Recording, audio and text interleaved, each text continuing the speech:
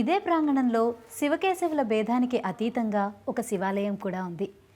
ఇక్కడ శివుని సమేతంగా శ్రీ రాజరాజేశ్వరి అమ్మవారు మనకి దర్శనమిస్తారు.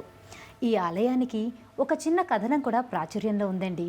రాణి రుద్రమదేవికి ఆ పరమశివుడు కలలో కనిపించి, నేను ఫలానా చోట వెలిశాను, నాకు ఆలయం నిర్మించు అని ఆదేశమిచ్చాడట. ఆ మహాదేవుని ఆదేశానుసారం రాణి రుద్రమదేవే నిర్మింపచేసిందని చెప్తూ ఉంటారు.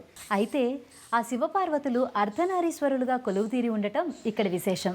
హరిహరుల మధ్య భేదాన్ని భక్తులకి చాటి చెప్పాలనే సంకల్పంతో ఇదే ప్రాంగణంలో శివాలయం నిర్మింపచేశారు.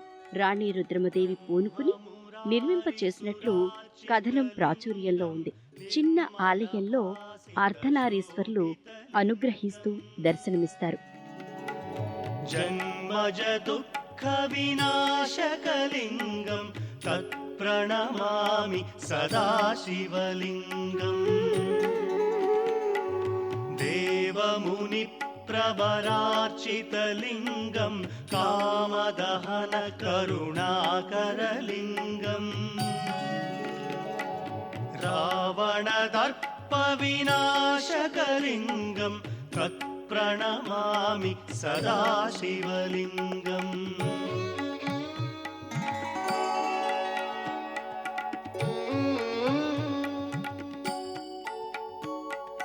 సర్వసుగంధసులేపితలింగం బుద్ధివివర్ధనకారణలింగం సిద్ధసురాసురవందితలింగం తత్ప్రణమామి సదాశివలింగం. కనకమహామణిభూషితలింగం ఫణిపతివేష్టితశోభితలింగం.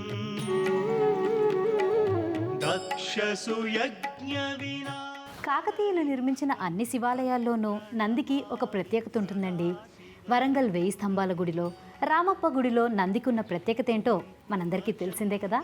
అదేవిధంగా ఈ ఆలయంలోనూ నందికి ఒక ప్రత్యేకత ఉందండి. అదేంటంటే ఈ నంది విగ్రహాన్ని పచ్చల రాయి అంటే ఎమరాల్డ్తో మలిచారట. అంతేకాదు నందిపై ఉన్న ఈ ఆభరణాలను ఎంత చక్కగా మలిచారో మనం కూడా చూడొచ్చు. కాకతీయుల కాలంలో నిర్మింపచేసిన ఆలయాల్లో నందులు కుడివైపు చూస్తూ ఉండటం వారి శిల్పశైలి. ఇది అదే శైలిలో మలచబడింది.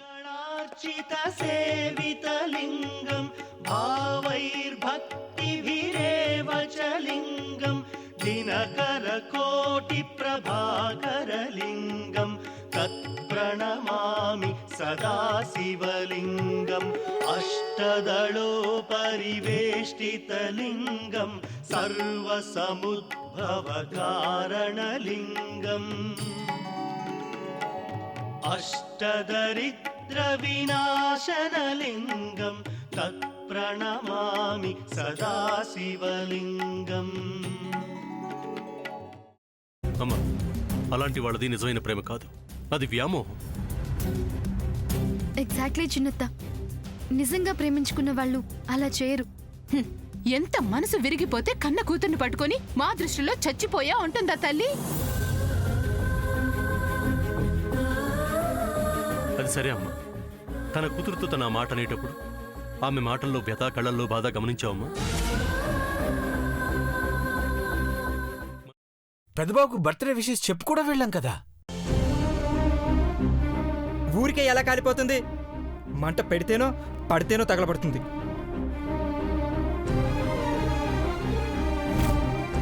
కరెక్ట్ చిన్నబాబు, నీకొచ్చినట్టే నాకు డౌట్ వచ్చింది. పార్వతే షర్టును తగలబెట్టిందనుకుంటా.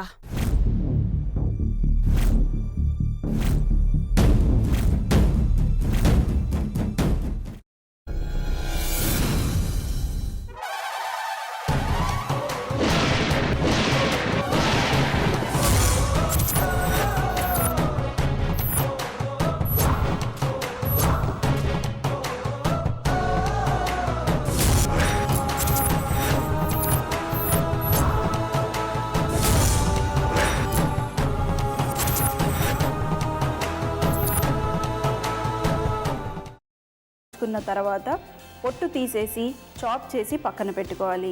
ఒక ప్యాన్లో కొద్దిగా నూనె వేడి చేసి అందులో ఆవాలు, మినప్పప్పు, శనగపప్పు, కరివేపాకు, సన్నగా తరిగి పెట్టుకున్న ఉల్లిపాయలు వేసుకుని 1 నిమిషం పాటు వేయించుకోవాలి. ఆ తర్వాత కాల్చి కట్ చేసి పెట్టుకున్న వంకాయని కూడా అందులో వేసుకుని బాగా మిక్స్ చేసి బౌల్లోకి ట్రాన్స్ఫర్ చేసుకుని అందులో తగినంత చిక్కటి పెరుగు లేదా పల్చటి పెరుగు వేసుకుని మిక్స్ చేసి అన్నంతో కానివ్వండి, చపాతీతో కానివ్వండి సర్వ్ చేసినా చాలా బాగుంటుంది.